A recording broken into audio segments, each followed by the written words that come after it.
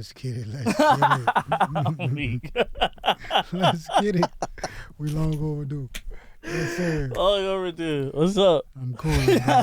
I'm cooling. You already My know. brother, man. That's crazy. Straight up. Welcome, man. Welcome to the Visual Intonation Podcast. As y'all know, I'm your host Vontae Gregory. Special episode today with my brother, director, producer, writer, screenwriter, intellectual / just one of the most amazing people you ever meet, my bro, I'm humbled. Michael Augustine. Thank you, bro. Thank you, bro. I'm happy to be here. What's going on, I'm man? happy to be on this podcast, man. I'll be watching. I'm tuned All right, in. that part. I'm tuned in. That part, man. We've been knowing each other for what, about 5? Shit, I think we 7, 8. 7, 8 years like that. Like 8. Yeah, 8 years like that. Almost a decade. Damn. Mm-hmm. That's crazy. So, how did you get into filmmaking? It's crazy. Because I remember you told me, high school, right? So, I mean, it's ironic because I kind of started in the visual arts space. Mm-hmm. You know, that was kind of like my hobby-esque. Mm-hmm. I was trying to get into arts programs and things like that. Mm-hmm. So, I knew I was art adjacent.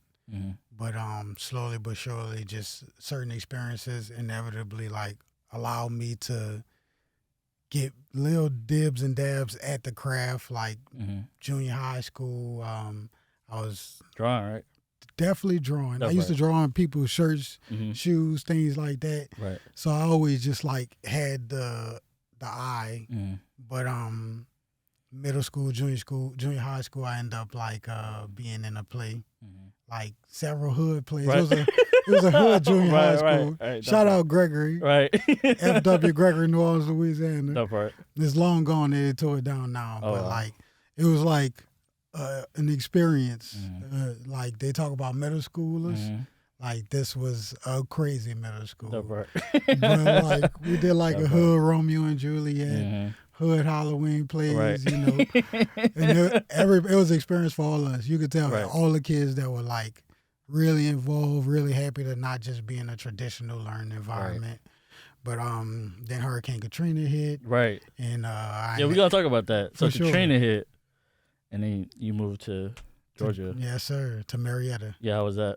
It was culture shock. Because I remember, because we talk about that all the time. Mm-hmm. I remember seeing it, being Florida native and seeing that on TV, and I was like, man, I ain't never seen that like that. For sure. You know how I feel about being in the South, Mm-hmm. my Louisiana folks and stuff like that. For but sure. that was different.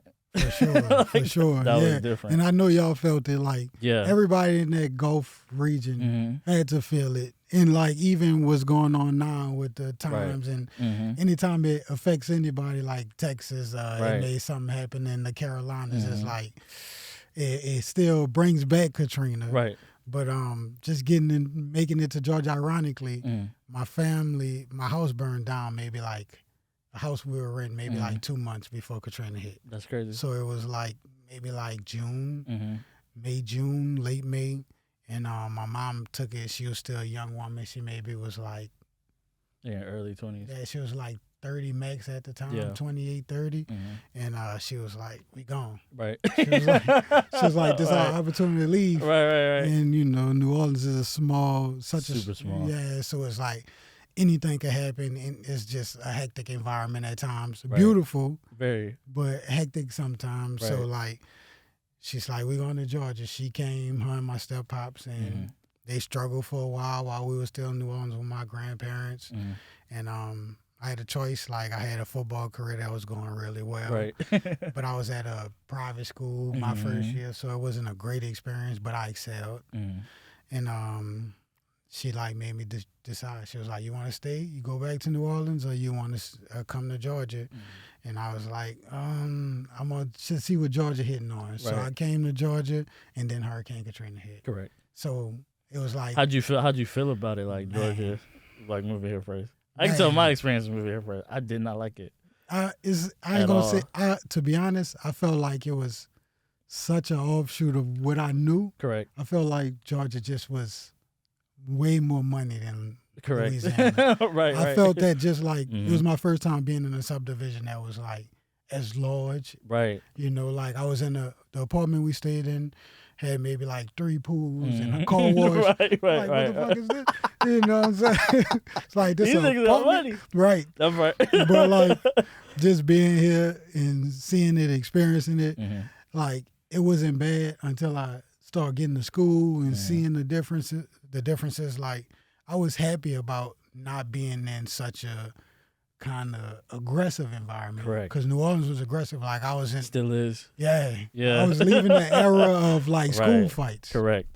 And that was happening a lot too. Like, again, like people from Hurricane Katrina would come like to Florida and Texas and Georgia and like Arkansas, and you would hear like a lot about fights. Oh yeah. Like and we were a fighting culture already. Correct. So like even right before I left, like maybe like not my 10th grade, my sophomore year, but my 9th grade year, I was finishing up junior high because we don't have middle schools, we have a few junior highs. Correct. So it's 7, 8, 9 in kindergarten and 6th grade. But like there's a lot.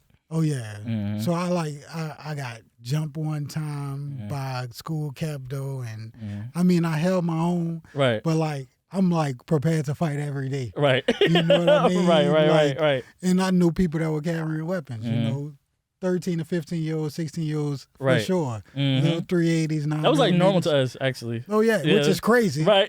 You know, retrospectively thinking, yeah. For sure. There's no reason a 13 or 15-year-old should feel the need to have a gun. To have a burner at all. Like even when I came to Georgia, I was ready. Right. You know, but somebody told me like it's not like that here. Right. You know what I mean? So, and even like the amount of cultures that was going to the school, I went to Willard, and that's where I ended up graduating. Up in Marietta, and like it was Hispanic people, it was so many white people, black people, it was like Asians, Indians, it was like so diverse. Yeah. It was like it tripped me out, but that's where I got exposed to video production actually. And then your college. For sure. Then I ended up going to LSU. Right. So how was that experience? That was a culture shock. Right. Yeah, LSU, I thought Georgia was bad. I thought going back to Louisiana would solve things. Correct. And like I went back to Louisiana and I looked down on LSU. Because I think I had it in my head, and I think a lot of people have it in their head that, like, college is a little more structured and a little more kind of catered to you. But, like, it's really no man's land. Anything goes. It's how you make it. Oh, yeah. You have to create your experience. And it's really about connecting and being involved, and you have to really put that foot out there. And I'm dealing with the culture shock. I had lost both of my grandparents around the time. So, like, the grandparents that were in my life, really. Right. So, like, it was just a lot for me. But I knew that I was going to make the best of it. But I hated it so much, I ended up going to the Art Institute. Right. For music production. Correct, right. Because I was like, I'm about to get into music. I didn't know I was going to do film at that time still. I hadn't declared that at LSU. But went to the Art Institute. And people trying to cheat off my paper at the Art Institute. Of course. I'm like, hell no. Hell no. You gotta get out of here. I'm going back to LSU. Right. And I knew at that point, I'm the smartest person in the classroom, I got to go. Correct. So I went back to LSU, and that's when I declared English, double film, and performance. Right. That's even triple major, right? Yeah, triple major. Yeah, triple major. Crazy. Sure. Yeah. No. Crazy. That's what I mean by intellectual. For sure. Ambitious. Right. Super ambitious. For sure. So that's where you started like acting in plays as well, right? Absolutely. Yeah. First time really acting in a real play. Right. You know, and like that was amazing. And that's where you met Shay. That's where I met Shay. Shay Stevens, who we had on the podcast. Yeah. Now my boy. Yeah. Shout out Shay. Shout out Shay. For sure. We miss you, Shay. Right, Shay actually moved back to Baton Rouge. Moving back. He'll be, he'll be back and forth. Back and forth here in New York, For sure. LA. But we end up connecting on like just being a small populace of black people in a predominantly white institution and in the theater program in a predominantly white institution. We may have had less than a dozen black people. That part. Out of a few hundred people in the program. So we really had to stick together. And we like, black people always got the, we in the head nod. It's the head nod. Right. We in different places. Correct. You acknowledge we here. Right. And pop off. Right. I got you. I'm here. I got your back. You got my back, hopefully. And that's it. And we all just kind of moved towards each other. And I was just heavy into writing. Right. In an independent space because I felt like I was rejected by so many institutions and, just so many Who was some people. of your favorite writers growing up? Growing up, because you were the first one. I preface this to everybody. Like you were the first person that I could have not saying I'm like Mr. Smarty Pants or whatever, but like you gave me a Friends for Nine book. That's that At the guy. time, and I gave you like a Chris Hedges book, you know what I'm saying? Like, and that was like Profound. years ago.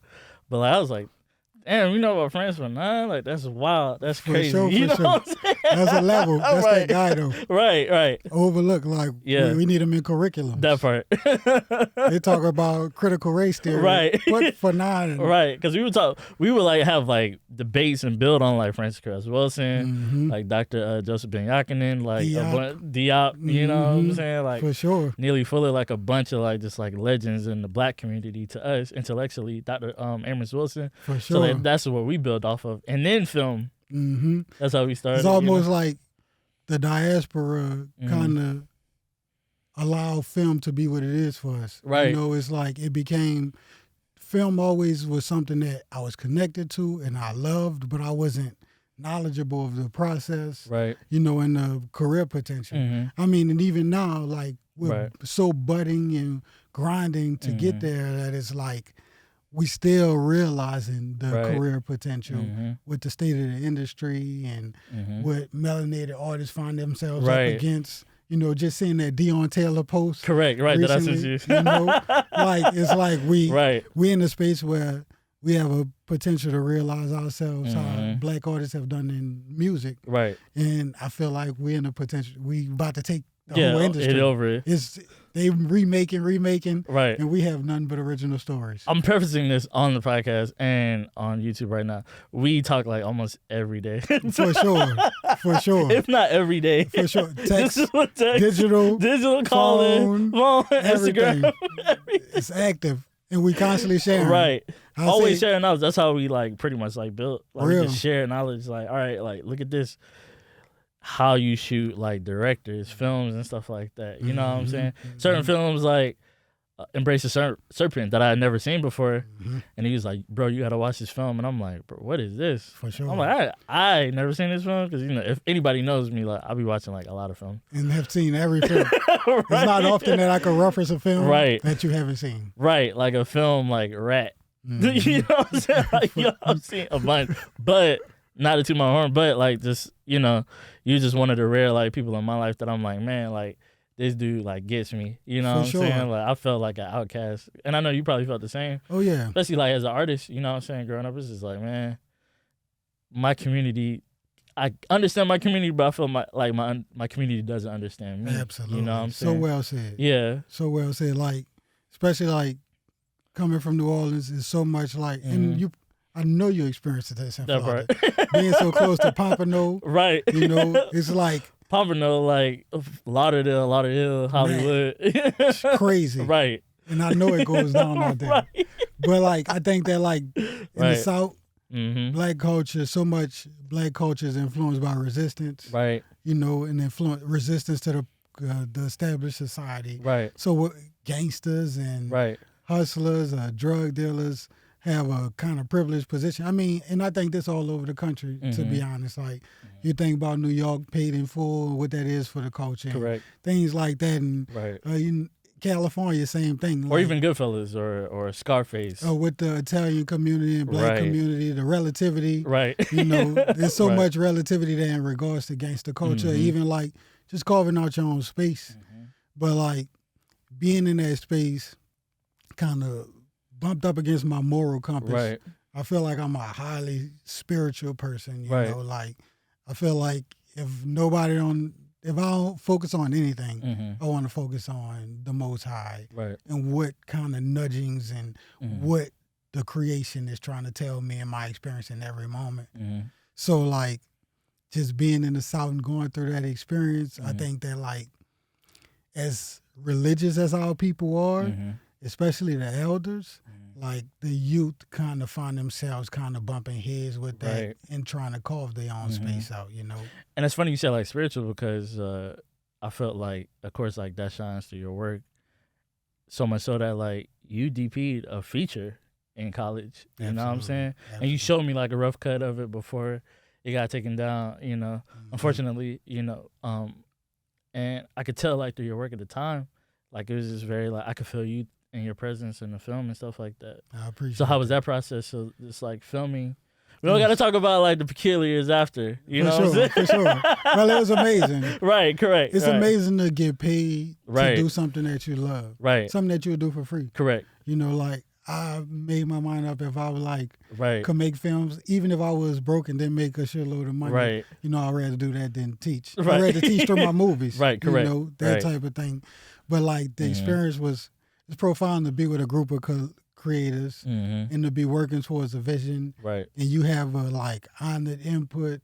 But I think that's where the peculiarities came in Right. and all the resistance came in, where it's like, you know, when the work wasn't being honored, my input wasn't being honored. But for the most part, it was. Right. So overall, the experience was amazing. You know, it was amazing. It taught me a lot. Yeah. And it actually like gave me so much confidence. It taught you about the business too. Absolutely. You know what I'm saying? That's what we would be like butting heads about. Because you know how hard I, go for creators and stuff at the time. And still to this day, I was like, bro, I'm not going to say like the expletives and stuff.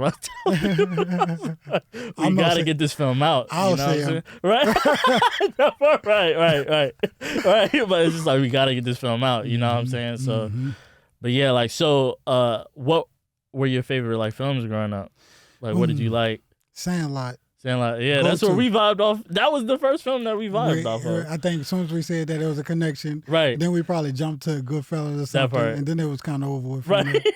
Right. But like definitely Sandlot was a big one for me. Sandlot was just a different type of film growing up for some reason. That coming of age, that collective. I think a lot of our generation experienced that. Like, community. Yeah. And being like in trouble. being outside, like sportsmanship. Our friends, that sportsmanship element of like, even like people talk about like the new Top Gun. Right. And how it's like a collective working towards something. Right. Like seeing them go against the dog, they got the enemy image. James Earl Jones in there. right. Like playing a blind man. What? A big dog. What? And to this day, people still say, "You're killing me, Small." Right. Like it's pop culture, like glory. Right. You know. Yeah. But like all the black classics, of course. You know. The Fridays. I recite them in my sleep. Right. All about the Benjamins. What?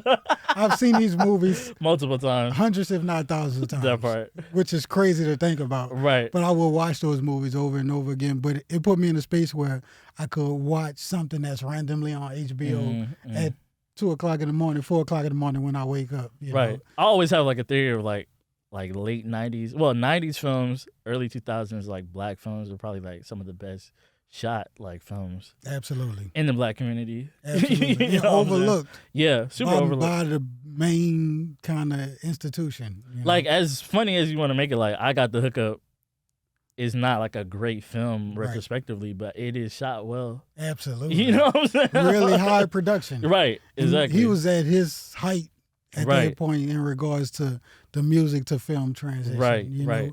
And that's one of those for me. And even like, Master P, like just getting into films like back in the day and stuff like that, Louisiana native.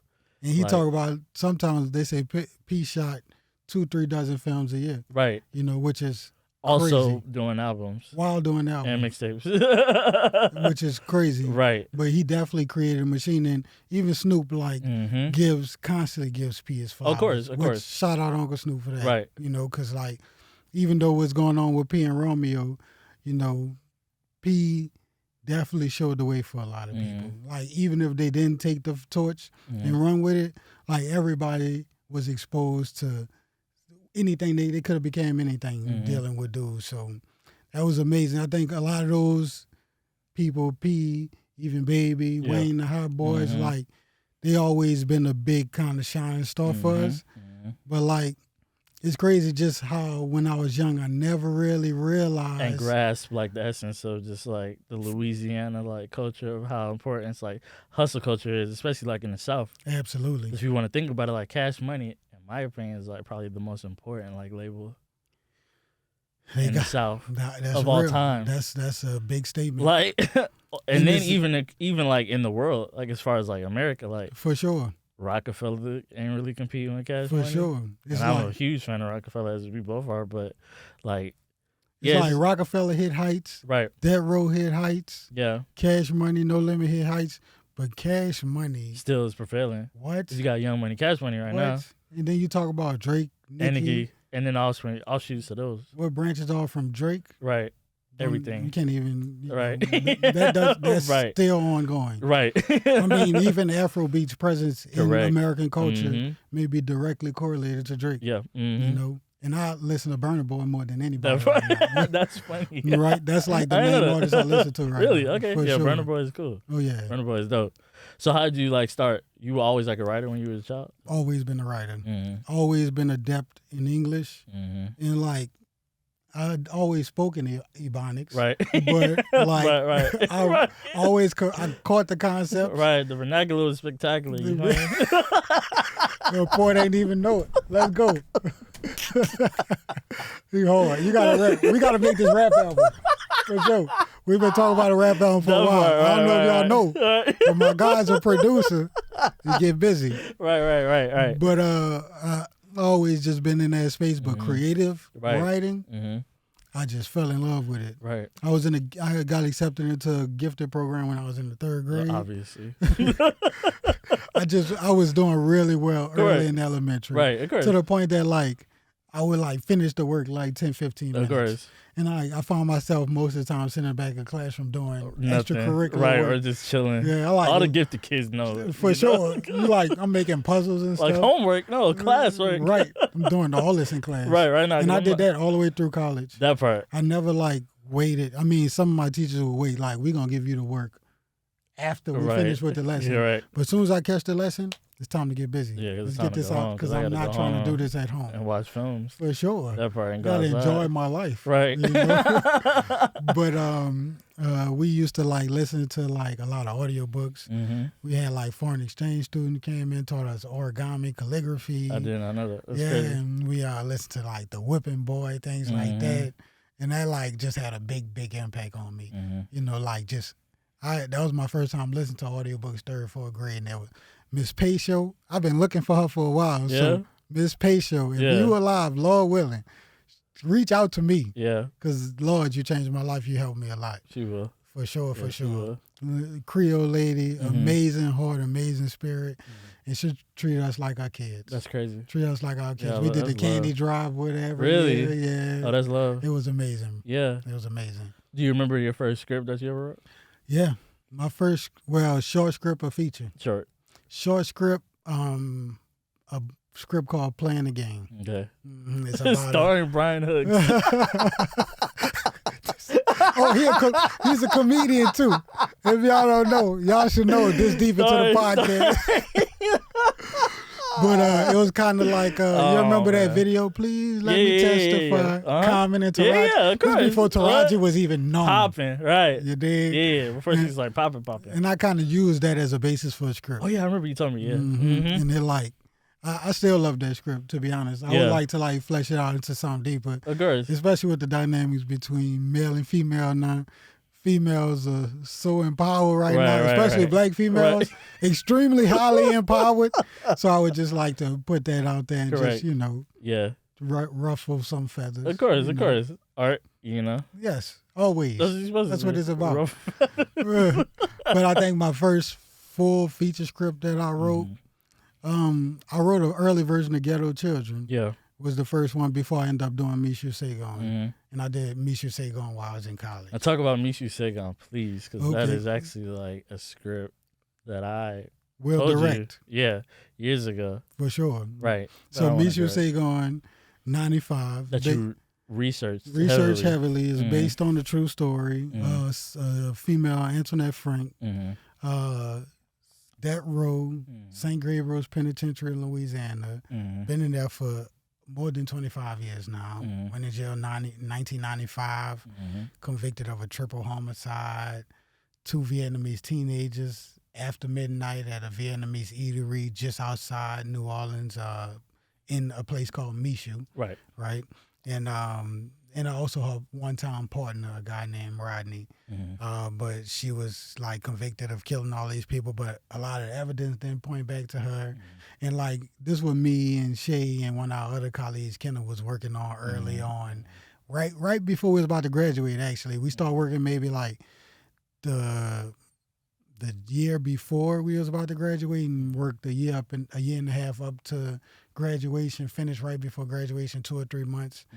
But we got death row stamp letters from the case is very ambiguous, so it's kind of like a great story to be able to play with time, play with perspective, and I think I did an excellent job with it in the script. Yeah. Like, thank you, I appreciate that. I agree. Bro.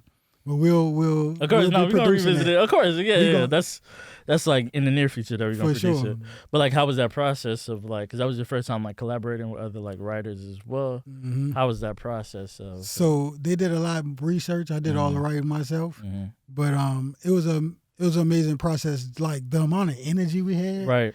and the momentum we felt like we had was amazing. To be like finishing up college and like working on something that is serious and that you truly believe in, and to be with people who are dead serious, it's like alignment. It feels like serendipity for you to be like, I'm jumping into my career fresh out of college, and it's not because of LSU. Right. It's because of me putting my best foot forward, us putting our best foot forward.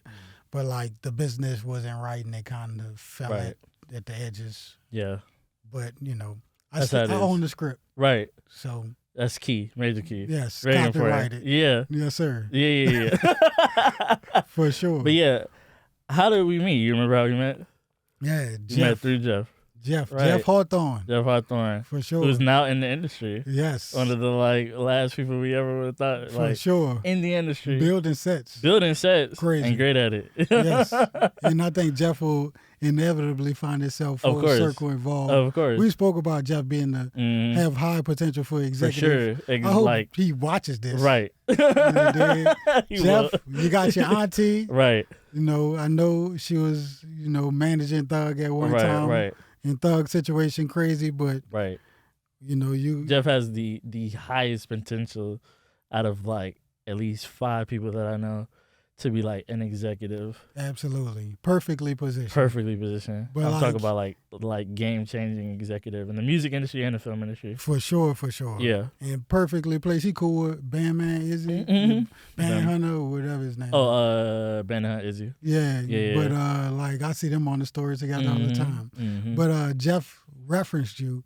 Well, he knew I had my degrees. He knew I studied at LSU, and he was like, "Bro, I gotta let you meet my bro." Also a master like network as well. For sure, if he wanted to do. Ironically, right. I didn't even realize that till in this moment. Right. He like really put the pieces together. Yeah, he does it all the time. For sure. I don't even think he like does that like intentionally. Right. Unconsciously. Right. Yeah. So shout out Jeff. Yeah. Because we got money to get together. That part. We'll be millionaires off our collective. Oh yeah, for sure. In a short period of time. For sure. But Jeff introduced us. Yeah, he introduced us. Yeah. We inevitably got called over to the place, to his house at the same time. And it was, it was over from there. Yeah, it was We've over. been locked in. Yeah, we've been locked in.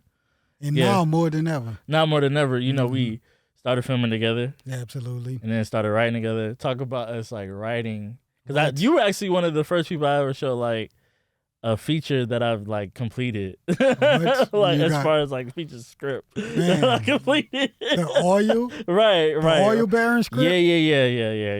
Yeah. Black oil bearing. Black oil bearing. In the like the 50s. Man, crazy. Man, yeah. Daniel Day-Lewis. Right. We on your bumper. We on your ass. Paul Thomas Anderson. That part. He got your number, my boy. That part. My arch nemesis. Yeah. But like, I really enjoyed our writing process. For sure. Like we was bumped heads a couple of times. Yeah, of course. But like, I felt like we needed that. All grew. Yeah, we needed process, that for sure. We needed that, and we came out on the other end with an amazing script. Even our relationship got better. I agree. Yeah. I agree, and it reminds me of like me and my brother have a disagreement. For sure, we brothers. To this day, me and my little brother have a disagreement, and we'll be at each other's neck for no more than a few hours. Right. And the couple days, a day, he call you. We in the group, we that liking part. each other's stuff. Right. Then it's back to square one. Right. That's how it's supposed to be, though. Oh yeah. That's how it's supposed to be. Oh yeah. So you just completed a feature, which I'm so proud of you. Yes, thank you, bro. I'm so proud of you. Thank you, bro. Yeah. Years in the making. Years in the making. Yes, my Literally. prayers are precious to God. Talk about that. Man. Say the title again, because it's the title. My prayers are precious to God. That part. All family, all indie, autonomous. our friends. It's like literally Keenan Ivory Wayne's this thing. Community. You know?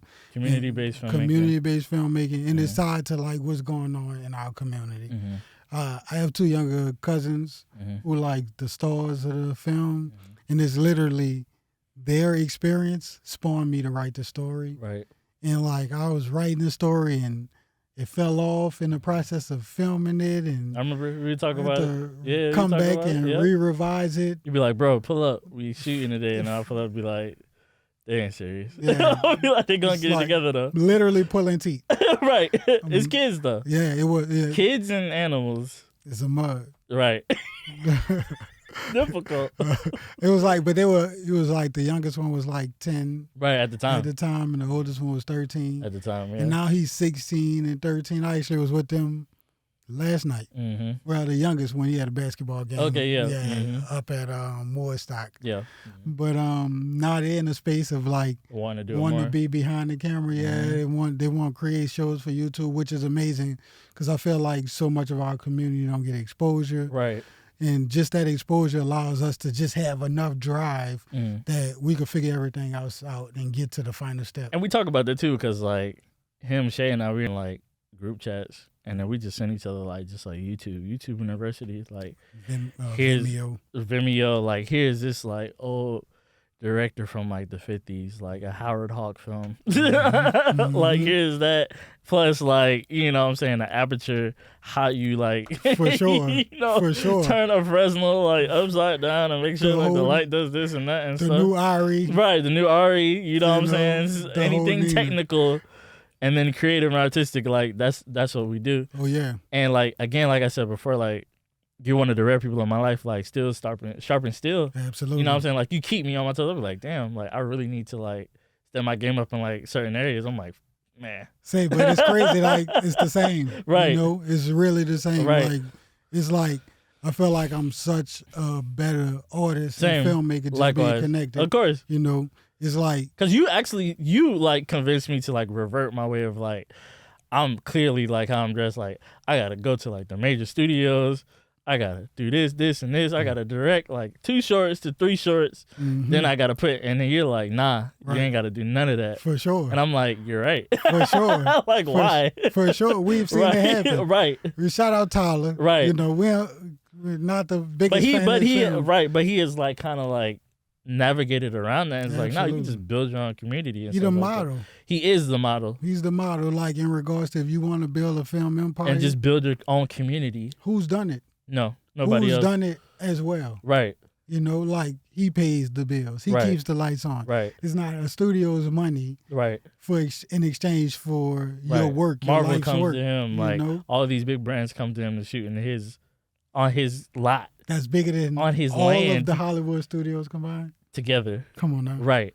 That's so profound. Yeah, community-based filmmaking. I was talking to somebody else on the podcast previously just about like how we didn't know at the time, but like Tyler Perry, his like impact of just community-based like filmmaking and like doing plays on the Chitlin circuit, kind of like what 85 South is doing right now. Absolutely. But like just like with comedy, but like doing it on the Chitlin circuit and just like going, like getting those emails and stuff like that, just like how Kevin Hart was doing, getting those emails, putting in the MailChimp, and then previously, like I said, like you know, learning like you don't have to. You could take that route, but sometimes it's longer, and sometimes it's like more like unfulfilling and stuff like that. You know what I'm saying? So I really do like thank you because I'm like, man, I appreciate like it. You were with me when I did my first short. You DP'd my first short. You was there from the integral process, for sure, from the infancy stage until like post production, in the mud. Then I released in the mud. In the mud. You and Jeff, you know what I'm saying? Like in the beginning, right? I was like, I'm gonna shoot. I remember the desk. I was like, I'm gonna shoot it. Send over the script to you. Did it and then hired the actors, all the money out of my pocket, $5,000 and stuff like that. The Robert Rodriguez way, you know. I paid everybody, which is profound, right? Which is profound. I really at that point, right?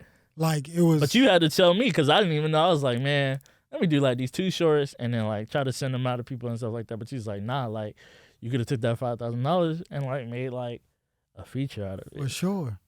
And I was, but at the time I didn't know. You know, I mean, but even now, like the fact that you had the the audacity Right. to say like, no, I'm gonna make I wrote something Right. that I'm proud of. Right. I'm gonna get it done. Produce it, and I'm gonna go inside and research and get the people that I need to get. And handled your business. Right. And you handled your business and came out on the other end. Right. And to be honest, like, have you had producers who've said, I saw Right. The sun, the moon, the sky. Right. And DPs. I was like, DPs that are like actually in the industry. I'm like, I didn't know that you even watched this. Bro, how'd you found it? I have it saved on one of my YouTube Black Aesthetics list, you know, Right. because it was a moment for me, you know. Mhm. It definitely helped give me insight because we're how you're 28, 29. 29, Mhm. so we are 4 years apart. That part. You know, so there's 4 years is not a big time, Right. And that was like 4 years ago, 4 or 5 years ago. about 5 years Yeah, ago. 5 years ago. You was out the gate. Out the gate. That's what I'm like- saying. You were so ahead of the curve. Right. But I think that, you know, Right. some falls in production when they come to our camera operator, when Right. it came to our lead actress, Right. that kind of like Right. were a little, you know, overwhelming. And Yeah. At the time. Because I had no first AD whatsoever. For sure. I was my own first AD. doing it all. Right. But like you finished it. Correct. And I think that like that model and just that energy Right. is the energy we need to live with. Yeah. You know, it's the energy that's gonna get us everything that we desire. Right. And then now, in regards to social media Mhm. and digital marketing, like there's not many people that can't be touched. Now talk about like decentralized processes in which like you feel like filmmakers could be relentless with in the filmmaking community. So to start, like you got to champion your vision. Yeah. You know, you got to champion your vision for the longest. Mm-hmm. I just felt like I was such a great writer. Yeah. And sending out script competition, this, that, and the third, and not getting any bites, any playback, like more like just being brushed off or completely ignored, you know, and that's daunting, you know, to like believe that you can do something and believe that, even to hear it. Like my screenwriting teacher in college always came at me like, you have something. Yeah. Keep going. You have something. This a white man, you know, taught at Pomona, taught at USC, Rick Blackwood. And he always told me, you have something. You write dialogue so great. Right. You know, and like, I've always been moved by dialogue, especially like Tarantino films. Right. I know that you're not. Yeah. You don't like Tarantino. I do not. but like the Right. dialogue is there. Correct. And like I just felt like, you know, Broken clock is right twice. touche. Right. Touche. His dialogue is there. It's there. And his direction is there. When you're not using the N-word, That part. Profusely. man, That part. with no filter. Right. But like, Yeah. I think that like just championing your vision and not allowing people to be the like gatekeepers for whether or not you can move to the next step, you know? Right. And I think there's writers who aren't sure about production or directing, but considered it. Yeah. You know, if you're a filmmaker, you're a filmmaker. Right. You know, you have a potential to edit. Everybody could get Adobe, Right. DaVinci Resolve's free. Right. You know, GarageBand and Right. iMovie is sufficient to get a film done. Yeah. You know, like especially if you making adult films. Especially cracked, because you know we from the hood, so any cracked application. I never sold or gave them out. Right. But I We have, can find them. man, That did part. I? That was a good 15 years of my life. That part. You Still. know? Yeah. It wasn't until recently that I even brought my first editing program. Right. Correct. I brought DaVinci specifically because it's free. Right. But I brought DaVinci specifically because you couldn't use the denoiser and things like that without having a paid version. Right. But literally the first editing program I brought Right. to this day. That's a bet. But I think that, you know, digital marketing, the amount of influencers, Right. you know, you got content creators on YouTube. Correct. It's just so much reach that exists, and there's so many creatives that aren't being utilized. Right. That are being like rejected by companies, major institutions, you name it. So build your tribe. Right. And that was something like I posted like on my Instagram story, you know, it's now as yesterday, but I'll say for weeks ago. For sure. But it's about a movie called Cocaine Bear. It's about to come out, and somebody had tweeted it, and they were like, nobody in Hollywood can say like this particular film cannot get made because you just gave and funneled money into a movie called Cocaine Bear. 1.3 million in 3 weeks. That part, and now it's probably more after, because it's going viral. That part, but it's crazy. Like I saw somebody else speaking on this. They was talking about like Sharknado. Yeah, right, exactly. I don't know who it was. It's somebody in the industry, but they're like, you ever saw a movie about a shark killing people and it's a tornado with a shark or something like that? Right. It's like, that's somebody who didn't give up on their vision. At all. Which is good for them. Right. But like, all you got to do is find your crew, find your tribe, and then everything else is possible. I always refer back to a picture that we took together with Bradford. Man. At GSU. The GOAT. When you're speaking at a Liquid Blackness, and it just like changed our perspective in our lives, like me and him in person, and telling him like, "Yo, we gonna meet you soon." For sure, and it's right after he did Solo. That part. Right after he did Solo. Right. It's crazy, right, and he was talking about it. For sure, either Solo or he had just finished. No, it's right. It was like right after. It was either right before Solo and right after he got his award for Arrival. Arrival. Yeah. I think no, he was talking about it.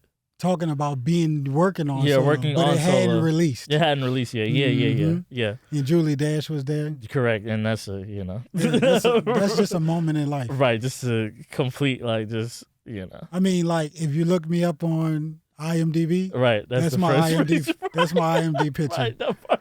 The gang is me, you, Shay, and Bradford. Right, and Julie Dash. For sure. The same day. Oh yeah, it's mandatory. The same day. And I pray and hope that they catch a win. They will. Because like we coming. Right. We coming. Right. In the essence of them, you know what I'm saying? And that's what I always like. And I know you probably like concur, but like that's what I will always talk about. Like it's just like there's people like them out there, and I don't think that they know that, and I don't know, you know what I'm saying, but it's just like, nah, it's just like we're hungry out here, you know what I'm saying? It's just like I got Daughters of the Dust changed my life when I saw the Emery. Real talk. Like close to half a decade ago. Mother of George. Right, Mother of George, you know what I'm saying? Like, Pariah. You know what I'm saying? It's just like these films were like extremely impactful. For sure. Kind of opened me up to like the Holly Garimas. Exactly. Charlie Burnett. That's you. Like shout out the Garimas. Yeah, the Garimas. Yeah, Holly and his son. Morari. Yeah, because I didn't talk to Morari. Yeah. I actually just sent him a screener. Okay. So he could check the movie out and everything. So like, we moving in the right direction. Yeah. But like, we stand on the shoulders of giants. That part. Yeah. Anything, parting words you want to leave? Any upcoming filmmakers? I would say, believe in yourself so long to the point that you know it, to where it's no longer belief and you know it. Because I'm at that point where my belief is like, is transitioning into a knowing, an undeniable knowing, especially after the American film market and things like that. Signed my first. And how was that? deal. How was it? Congratulations. Thank you. How was the importance of going there? Man, go to film markets with your film. Yeah, with a completed film. With a completed film. Yeah. Like you can do the festivals still, but festivals may not necessarily lock you in on the sale. Yeah, might not work for you. Yeah, it's very community-based things. But the markets are about the money. Right. It's about the business of film. Right. And to find distributors, find sales agents, negotiate contracts, have that second window contract locked in, and then like, just if you have to do it by yourself, like, and not by yourself like without your tribe, but like without Hollywood, right? Don't be scared of that. Yeah, because like the people are hungry for our stories. They're hungry for what we have, and like we are valuable. Right. As much as they try to devalue us and ignore us, we are extremely valuable in the art form, and we're extremely valuable in the world. Like our stories mean so much to the world. That Italian parade with the Black Statue of Liberty and chains, like the world knows what's going on. Right. They know what we're up against, and it's us as filmmakers, as artists, as creatives, that's going to be able to lead the youth into the direction that they need to go and inform of what their true potentiality is. You know, that melanin and that connection with the sun. Right. You know, Black modality. Yeah. Made in the likeness, my boy. Yeah. Made in the likeness, guy. Made in the likeness. For sure. That's a great note to end. My brother, best friend, director, writer, love you too. Sure. Michael Augustine, and that's the episode. Thank you for this, bro. Intonation. It's amazing. Yeah, sweet, man. short and sweet, just like that. I love it.